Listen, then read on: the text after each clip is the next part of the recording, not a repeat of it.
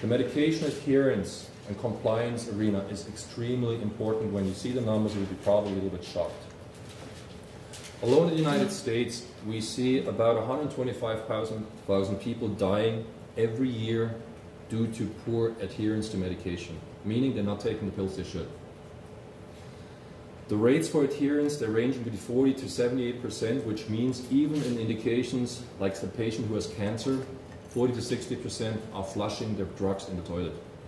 Yep. It's very stunning.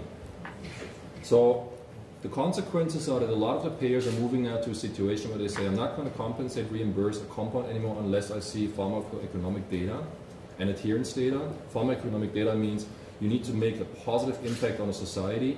That means you can have a disease which is extremely expensive, and we have a drug for it, but the insurance companies will say, great efficacy, great safety, but you know what, it's not worth it. So we won't reimburse it. That's the one scenario. And if you cannot show with an adherence and compliance model that patients are actually taking the medication to improve their outcome, they might fall through the cracks and their insurance company will drop them from the reimbursement.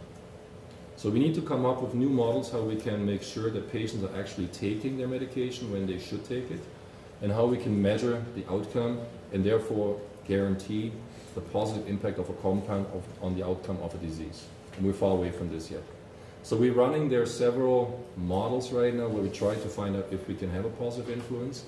And usually everything that we do there is based on an IT platform. Because everybody now has a smartphone, especially in Africa, which would surprise you probably. We have a higher penetration of smartphones in Ethiopia than in Europe or the United States.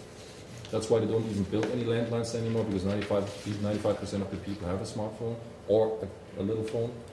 And therefore, we heavily rely on our future developments on smartphone technologies and carriers like German Telecom.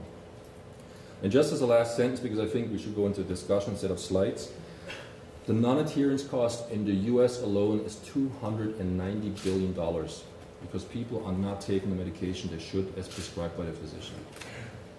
So I'm skipping the rest of the slides because I think we should go into a discussion now.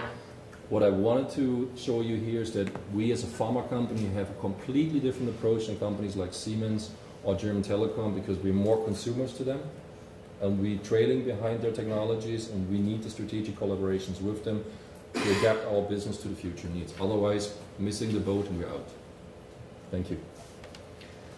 Wolfgang, that was terrific. Thank you very much. Thank you to all of you.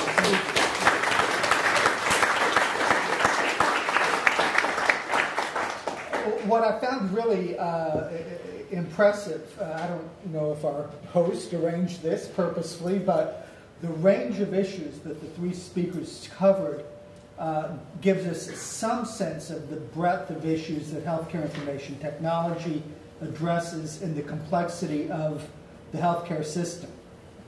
Finance, clinical delivery, research. So we begin to have a flavor, a taste of both the technologies and the solutions available.